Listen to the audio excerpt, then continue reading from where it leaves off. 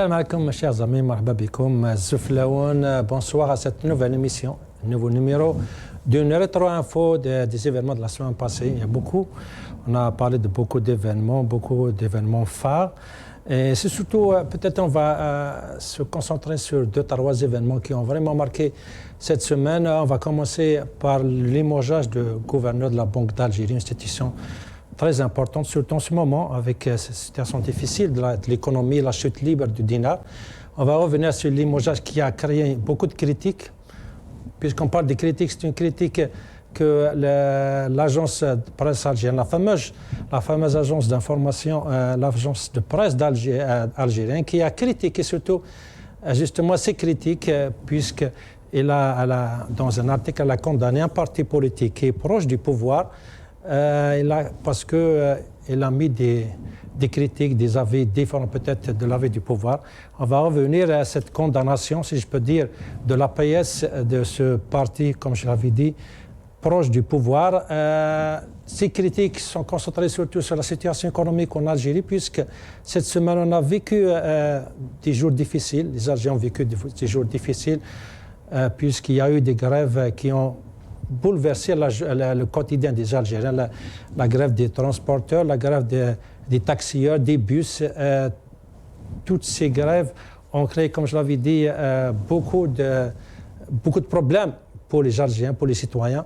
Et bien sûr, on va revenir à la réaction officielle du gouvernement algérien et ses médias, ses relais médiatiques. On va revenir à tout ça et aussi on va revenir à la situation sécuritaire, plutôt des droits de l'homme, puisque la réaction du pouvoir par rapport à cette grève, par rapport aux militants qui ont essayé de couvrir cette grève a été violente, puisqu'ils ont arrêté beaucoup de militants. On va revenir à ça.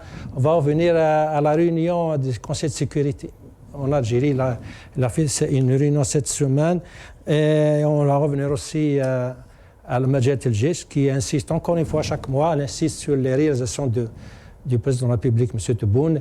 Et on finira par cette décision américaine qui a créé une grande polémique. L'Algérie a été mise entre une trentaine de pays où on exige aux Algériens, ceux qui veulent demander des visas, et on exige une caution d'entre 5 000 à 15 000 $ pour étudier leur dossier. Donc on va revenir sur tout ça avec nos invités d'aujourd'hui. J'ai le grand plaisir d'avoir ici au studio Nassar Djoudi, notre ami Nassar Djoudi. Azoula Salim, merci pour l'invitation. À partir de Paris, j'ai le grand plaisir de recevoir M. Jamal Gessoum via vidéo, Skype, un militant politique. Si Jamal Gessoum, marhaba bik, merci beaucoup d'avoir accepté notre invitation. Salam alaikum, merci beaucoup pour l'invitation. Le bonjour à Nassar, qui est là aujourd'hui, prend une place particulière dans cette émission. Le bonjour à la régie et au peuple algérien. Super, merci beaucoup Si Jamal Debouze et Jamal Gessoum plutôt. Et j'ai le grand plaisir de recevoir à partir de Bruxelles l'avocat défenseur des droits de l'homme, Maître Salah Debouze. Maître Salah, marhaba bik, Zouflek Agma. Bonsoir, marhaba bik.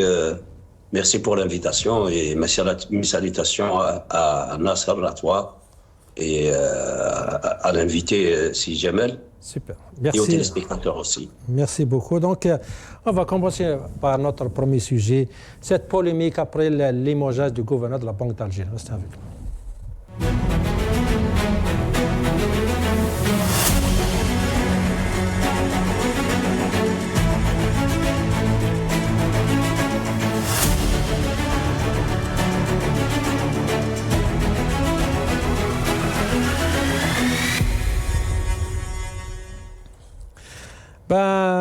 Justement, on va écouter d'abord l'annonce de ce limogeage par la télévision algérienne et j'en reviens à vous. أنهى رئيس الجمهورية السيد عبد المجيد تبون أمس مهام محافظ بنك الجزائر صلاح الدين طالب، وكلف نائب محافظ البنك معتصم بوضياف بمهام محافظ بنك الجزائر بالنيابة. أصدر بنك الجزائر مذكرة جديدة يرخص فيها بإمكانية تموين الحسابات التجارية من خلال وسائل الدفع الكتابية أو عن طريق الدفع نقدا، وهذا على أساس حجم الأعمال اليومي أو الأسبوعي. تلغي هذه المذكرة وتعوض المذكرة رقم 2/2025 المؤرخة في 22 ديسمبر 2025. Donc c'était l'annonce par l'NTV, cette décision du président de la République, M. Tebboune, de limoger le gouverneur de la Banque d'Algérie. On a fait cette infographe pour essayer d'analyser les avis de différentes positions sur ce limogeage. On écoute cette infographe.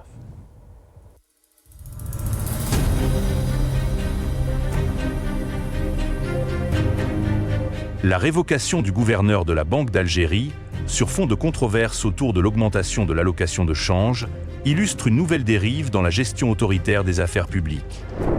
En limogeant un responsable, qu'il avait lui-même nommé il y a près de 3 ans, le président Tebboune confirme que le pouvoir refuse toute remise en cause de ses décisions. Le président Tebboune n'a manifestement pas toléré la position réservée du gouverneur, opposée à une augmentation jugée excessive de l'allocation de change. La confirmation de la pertinence de l'analyse du gouverneur semble avoir renforcé l'irritation du chef de l'État. Plutôt que d'assumer une erreur ou d'ouvrir un débat institutionnel, la sanction personnelle a prévalu avec la décision de révocation. Pourtant, la Banque d'Algérie est une institution souveraine chargée d'assurer la stabilité monétaire et financière à travers la gestion de la monnaie, du crédit et du change. En agissant ainsi, le président aurait porté préjudice au gouverneur, en l'excluant d'une décision relevant directement du champ de ses compétences, puis en le sanctionnant pour l'échec d'une mesure politique dont il n'est pas responsable. Cet épisode met en évidence une conception du pouvoir fondée sur l'exclusion, où les responsables publics sont réduits à de simples exécutants, privés du droit à l'opinion, au débat et à la concertation, et tenus pour responsables d'échecs qu'ils n'ont pas causés.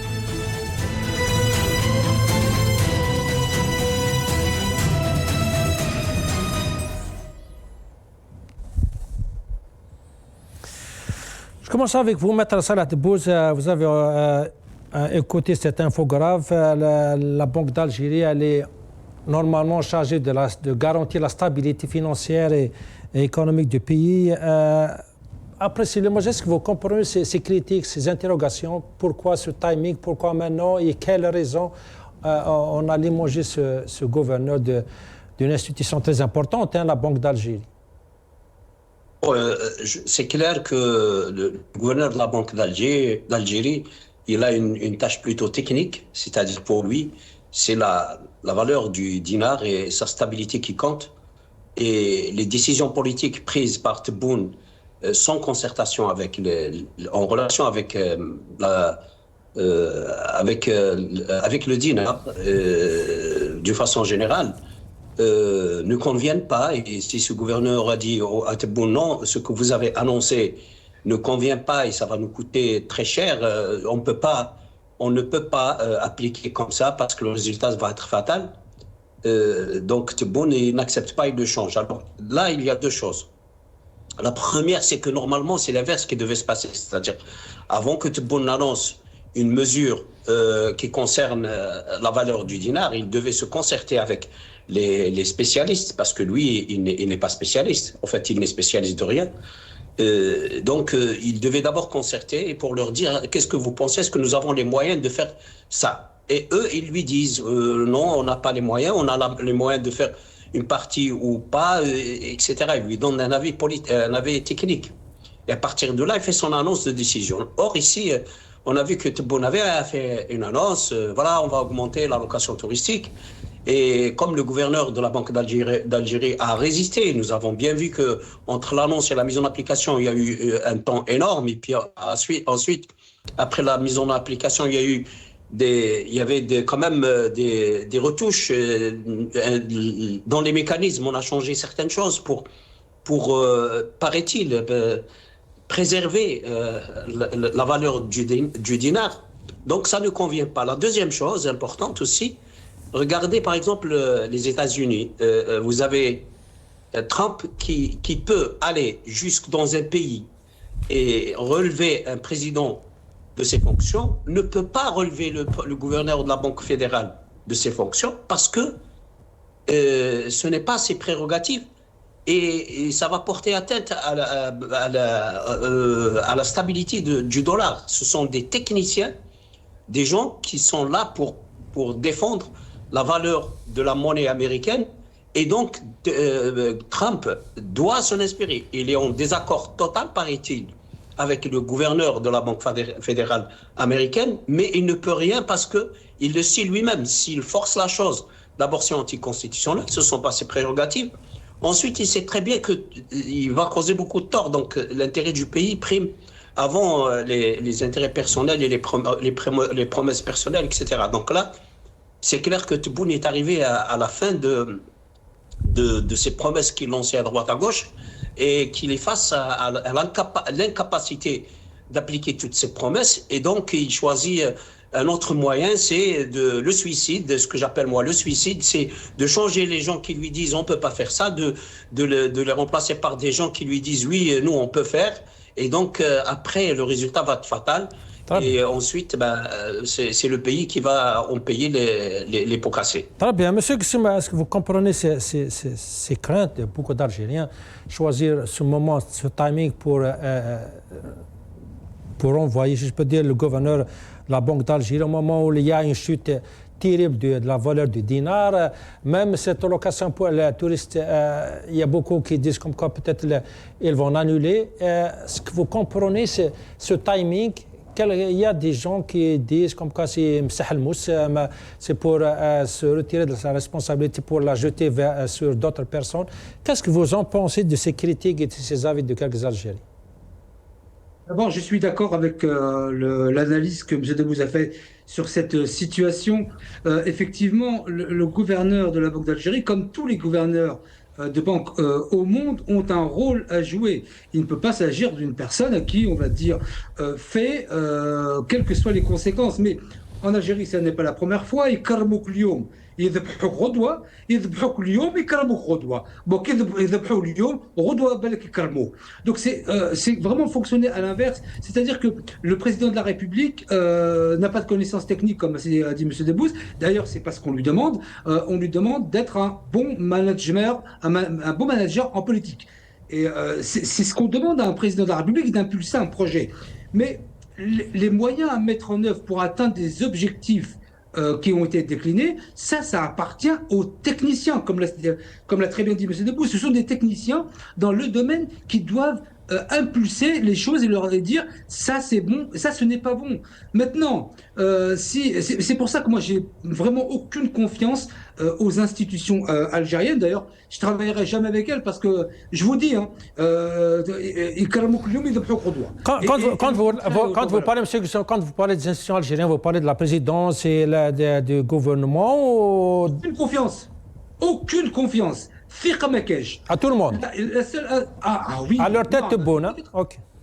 Non, mais Tebboune ou d'autres. Moi, je parle de l'Algérie. Donc, l'Algérie, c'est pas une personne, c'est une personne morale, l'Algérie. Hein. Mais quel que soit le président, que ce soit le président Tebboune ou d'autres, je suis désolé, mais à partir d'un certain moment, quand on ne sait pas gérer, je veux dire que et tout fonctionne à l'inverse, c'est-à-dire que vous faites n'importe quel calcul en Algérie. C'est un peu, vous savez, il y a une phrase célèbre en Algérie que je connais assez bien, c'est que quand vous arrivez en Algérie, la question qu'on vous pose, c'est pas qui vous êtes, c'est qui vous envoie. C'est ça l'Algérie. Donc, mais là, pour le cas d'espèce et la question qui est posée, si le gouverneur de la Banque d'Algérie n'a pas son mot à dire, ils auraient dû lui dire tu appliques ce que je te dis, quelles que soient les conséquences.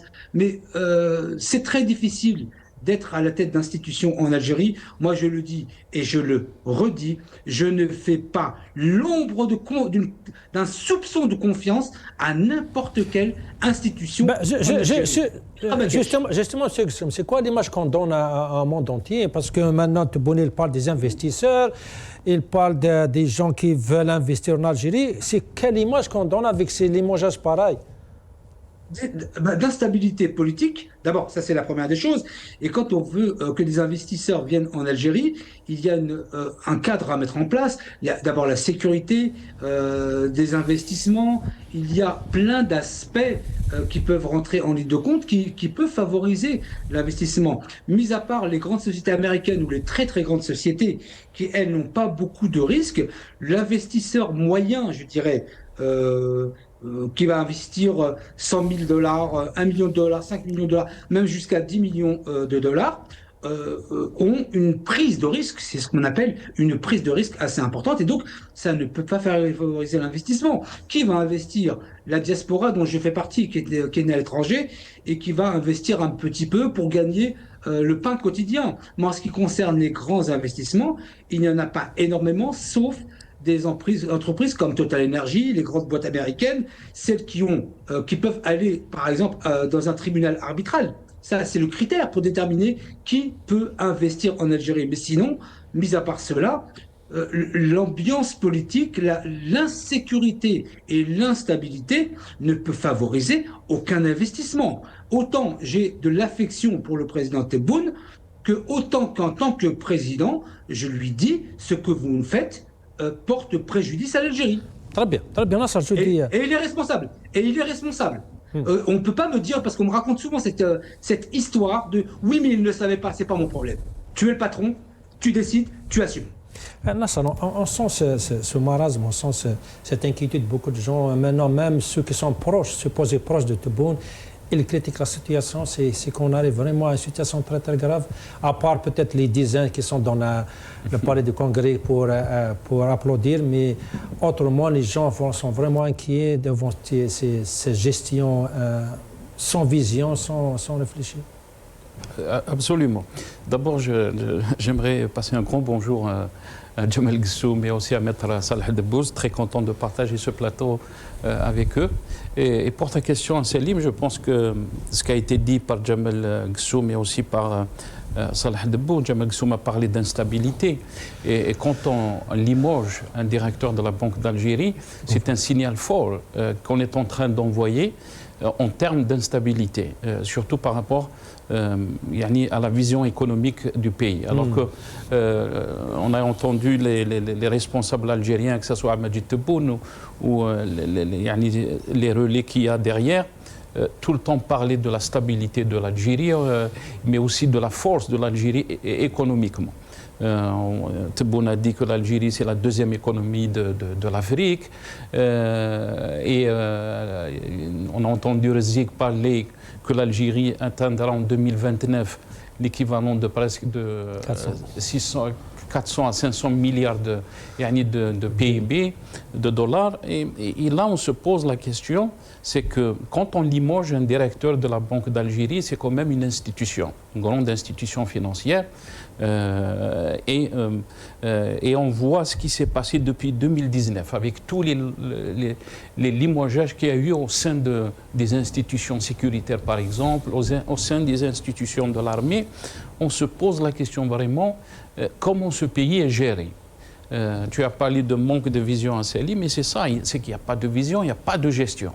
Mais non, c'est étrange. Ils font tout ce qu'ils peuvent pour contredire ce qu'ils disent. C'est incroyable quand même. Il n'y a même pas 2 jours, il n'y a même pas Charles. 2-3 semaines, il a parlé de 2026-2027 comme étant une année décisive économiquement. En même temps, il prend des décisions pareilles qui contredisent complètement cette stabilité entre parenthèses dont il est en train de parler. Oui, parce qu'est-ce qu'on lui reproche, le directeur de la banque, comme quoi cette note qui mettait fin donc au dépôt du cash pour ceux qui ont les comptes commerciaux.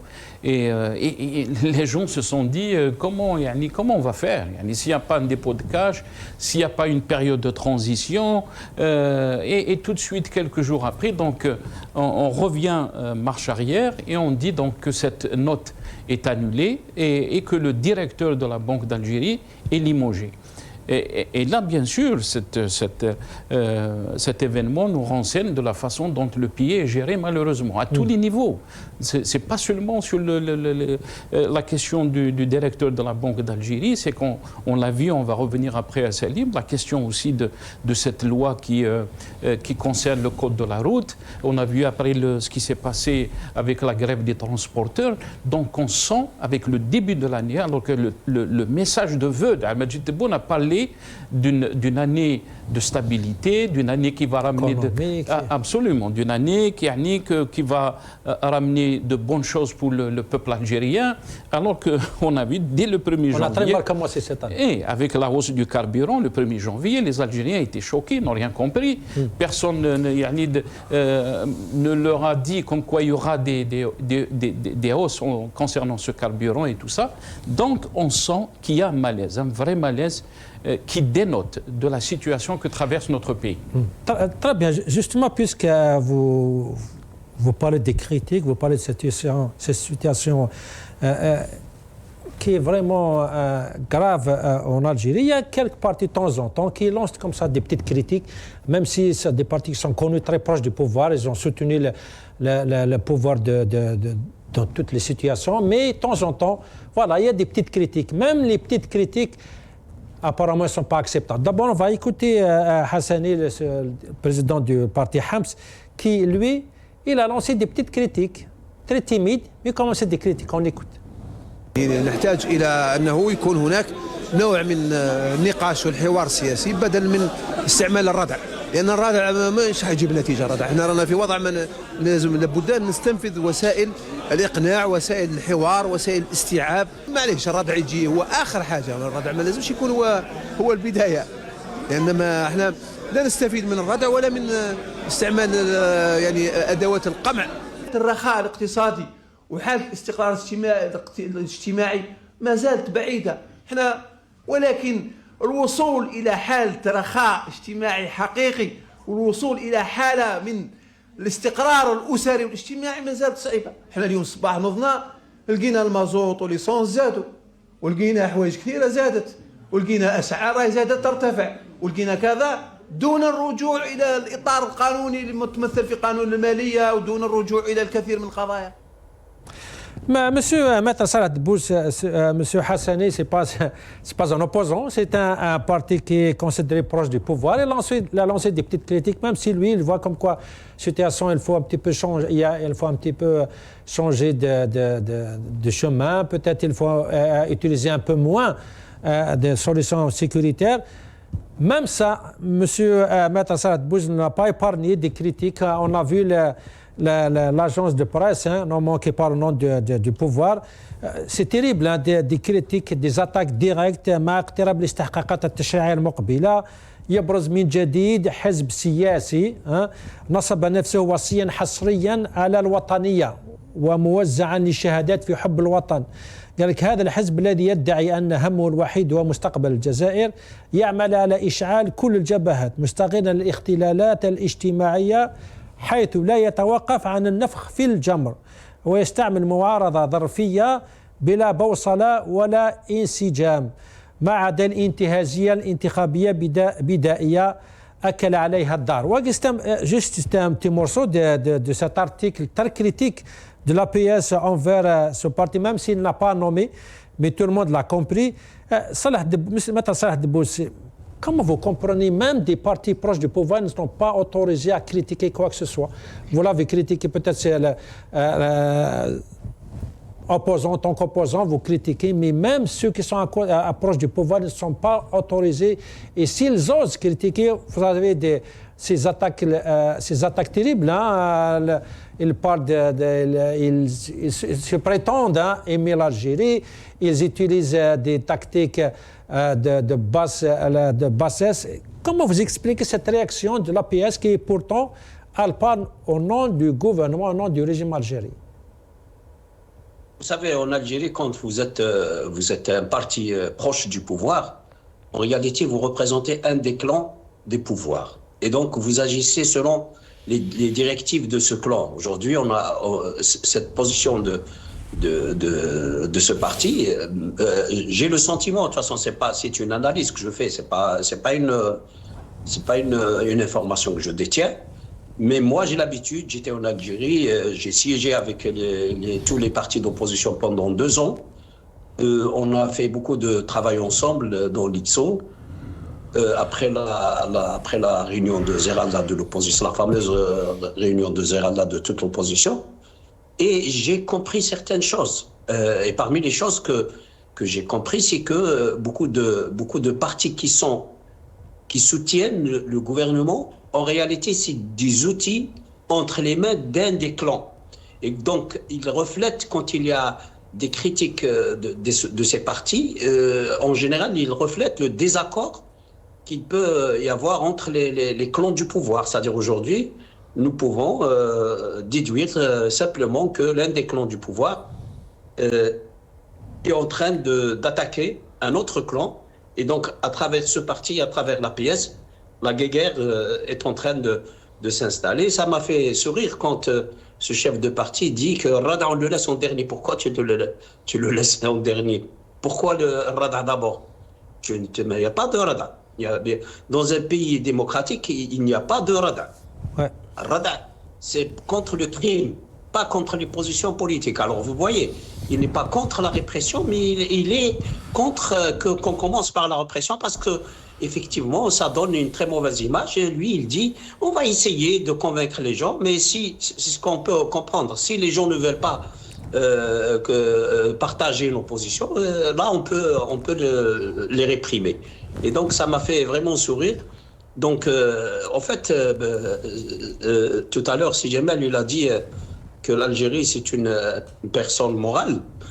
Moi, j'ai envie de dire que l'Algérie, c'est une personne morale, mais qui devient une personne immorale. Nous sommes en train de voir des agissements carrément de voyous au sein des pouvoirs. C'est-à-dire, regardez la lâcheté dans le discours politique de représentants de ce pouvoir au niveau international. La lâcheté, on ne nomme jamais son adversaire parce que on ne veut pas assumer.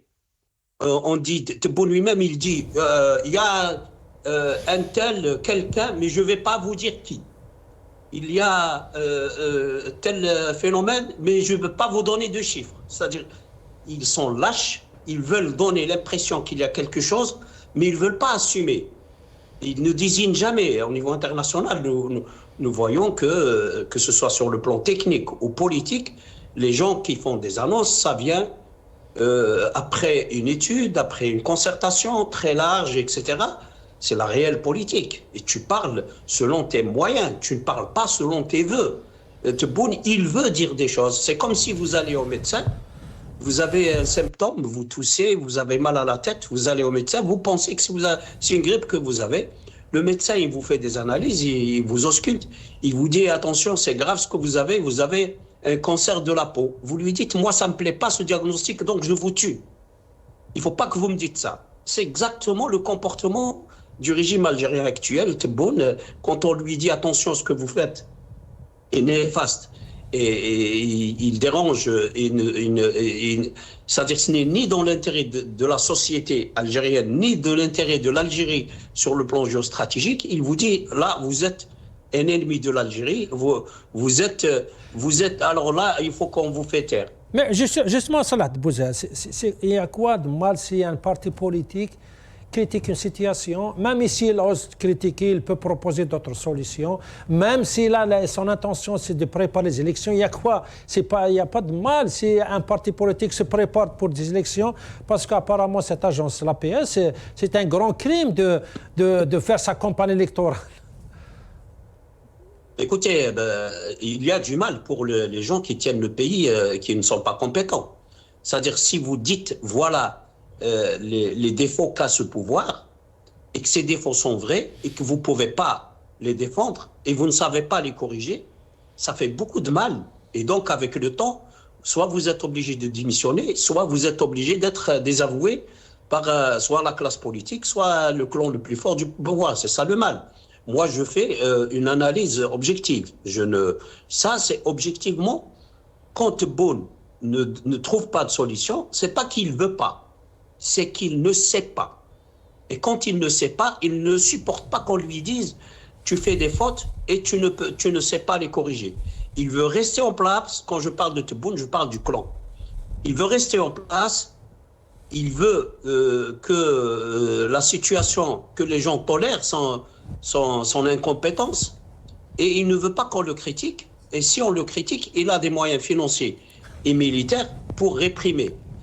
Toutes les armées du monde, elles parlent d'armées très fortes par rapport à un danger extérieur. L'armée algérienne, c'est une armée très forte par rapport au peuple. C'est-à-dire l'armée algérienne, quand elle vous dit nous sommes une armée très forte, c'est par rapport aux capacités de répression interne, au niveau international. Moi, j'ai mis beaucoup de réserves sur la capacité de l'armée algérienne à protéger le pays. Très bien, Salah Dbouza, c'est avec nous, je reviens à vous. Monsieur Djemal Gessoum, est-ce que vous comprenez utiliser l'agence de presse algérienne, c'est une agence qui appartient à tout le monde, pour attaquer un parti politique qui est dans son rôle de critiquer, qui est dans son rôle de se préparer aux élections. Comment vous comprenez cette réaction de l'agence de presse qui, bien sûr, elle parle au nom du gouvernement algérien?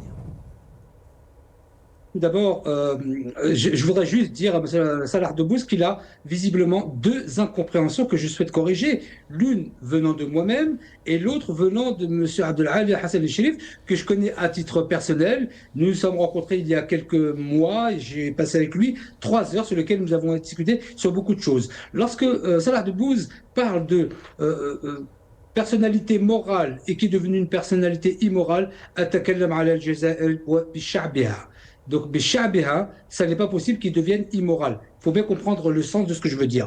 Ensuite, lorsque M. Salah Debbouz dit ou fait dire à M. Hassani Abdelali que Rada et Jeumbad, il faut bien comprendre ce qu'il veut dire. Il est en train de dire que pour rendre la manière de l'État algérien qui répond à ce qu'il fait, que s'il doit dire quelque chose de mauvais, qu'il l'attende à la fin et pas au début. Donc ça, c'est une incompréhension que M. Salah Debbouz, que je tiens absolument à corriger. Là où je peux le rejoindre, c'est lorsqu'il parle de lâcheté, l'APS, oui, l'APS, ceux qui l'ont rédigé, ceux qui ont commandé cet article, sont des gens absolument lâches, parce que quand on assume ce que l'on dit, on dit de qui on parle.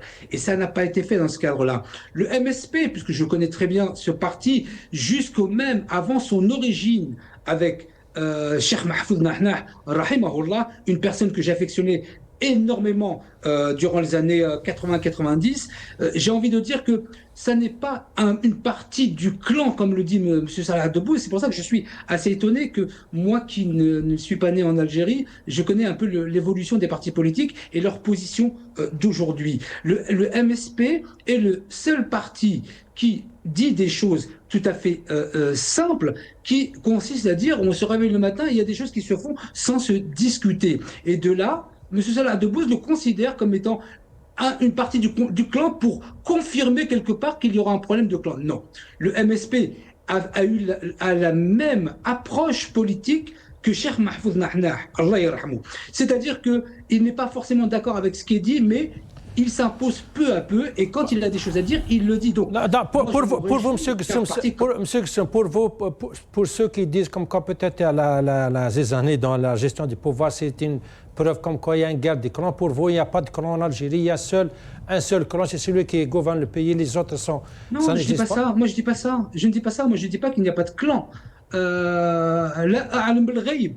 ne dis pas qu'il n'y a pas de clan, je dis simplement que en ce qui concerne le parti du MSP, et en plus c'est le seul parti, je peux vous le dire de l'intérieur, c'est le seul parti qui ont composé de personnes qui ont un niveau intellectuel, qui ont une organisation et une réelle structure politique. C'est le seul parti en Algérie. Si on parle du FLN ou on parle du RND et de je ne sais qui, il n'y a aucun parti politique, je peux vous le dire, qui a une structure et une organisation aussi élevée que le parti du MSP.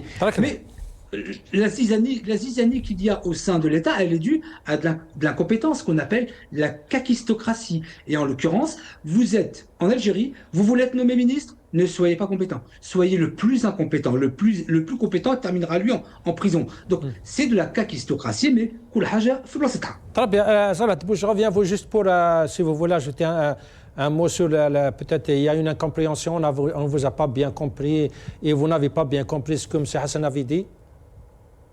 Non, je respecte l'avis de M. Hassan, de M. Jamel.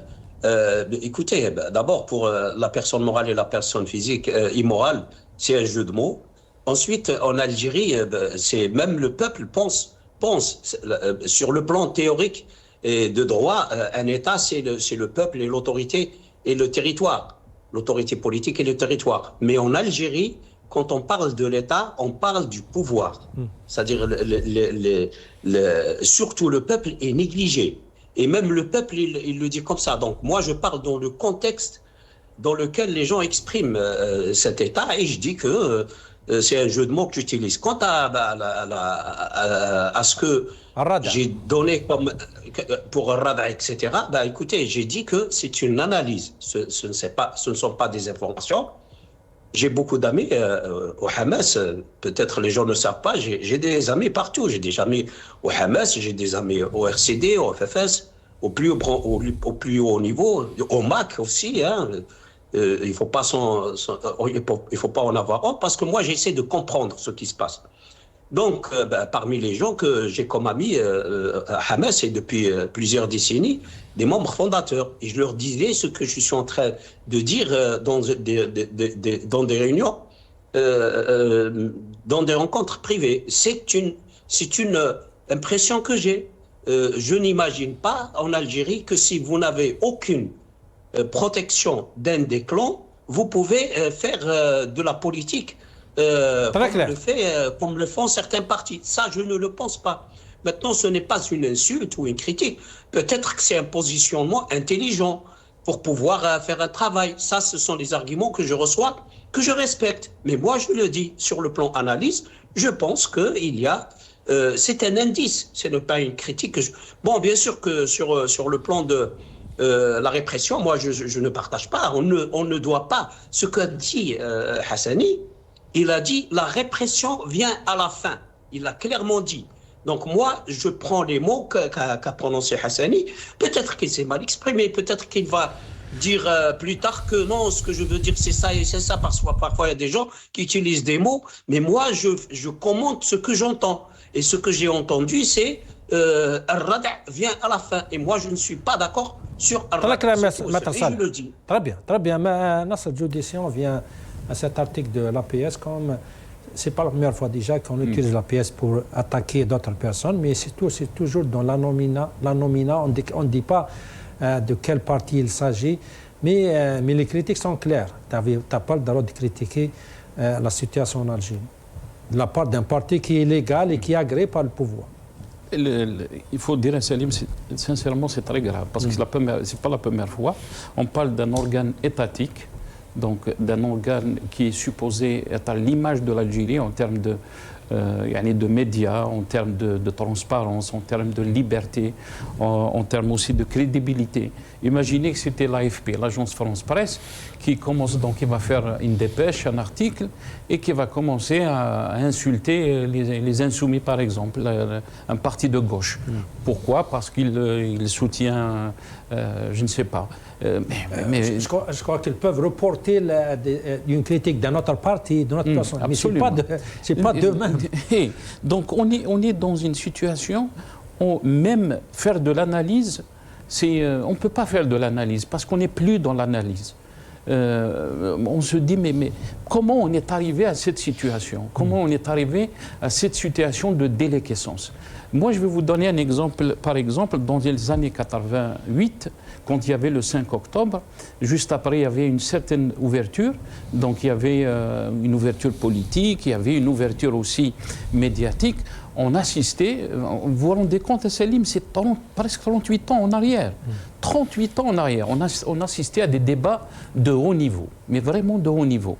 Il y avait des chefs de partis politiques, de différents partis politiques, et on discutait de tout. Les Algériens ont compris que c'était le chemin à mener, c'était le chemin pour reconstruire un pays sur des bases réelles, sur la base de la liberté d'expression, mais aussi de la base de la critique. On ne peut pas avoir un pouvoir absolu, et même le parti Hems, qui a participé à l'élection présidentielle de 2024, on commence à douter de ce parti et dire c'est un parti opportuniste et tout ça. Donc, le fait de parler presque 40 ans après de la situation qu'on est en train de vivre maintenant avec cet exemple de la PS, mais l'exemple aussi dans la façon comment le pays est géré, et vraiment on se pose la question comment on est arrivé à cette situation. Ça veut dire si on n'arrive pas à comprendre, on est dans une zone de danger. Pourquoi je dis on est dans une zone de danger? Parce que moi je n'ai jamais dans ma vie j'ai assisté à une bassesse de nos médias, de notre presse, qui est arrivée à ce niveau-là. Jamais. Pratiquement, en Algérie, maintenant, c'est interdit de critiquer la situation. Même si tu es un parti, est-ce que c'est interdit pour un parti de penser aux élections prochaines? Pourquoi pas réfléchir, penser à critiquer pour être voté, non, pour surtout être électé. Que ce parti, pourquoi tu l'as autorisé dans ce cas à aller participer dans des élections présidentielles, sachant que c'est les élections présidentielles de 2024, septembre l'année 2024, c'était des élections qui ont, entre guillemets, sali l'image de notre pays. Parce qu'on n'a jamais vu une cacophonie en termes de chiffres, en termes de résultats. Tous les candidats ont... Mais en plus, cet article a été repris par plusieurs organes privés en Algérie, même publics. Il n'y avait aucune critique. Tout le monde l'a repris comme ça. Et c'est terrible quand même. Il n'y a même pas en Algérie des gens qui vont oser critiquer un article. On n'est pas en train de faire... on n'est pas en train de vraiment de porter ce pays là où il doit être, il mérite d'être. On est en train de creuser, parce que j'ai dit à Selim, on n'est jamais... Moi, sincèrement, de ma vie, j'ai jamais vu ce niveau. Jamais en plus, c'est vrai qu'ils ont nommé un seul parti, mais en général, c'est pour tous les autres partis. S'ils s'attaquent à Hems, qui participe dans une élection présidentielle, imaginez donc si c'était une personne, ou là un parti comme le RCD, ou des personnes comme par exemple Karim Tabou, ou d'autres opposants.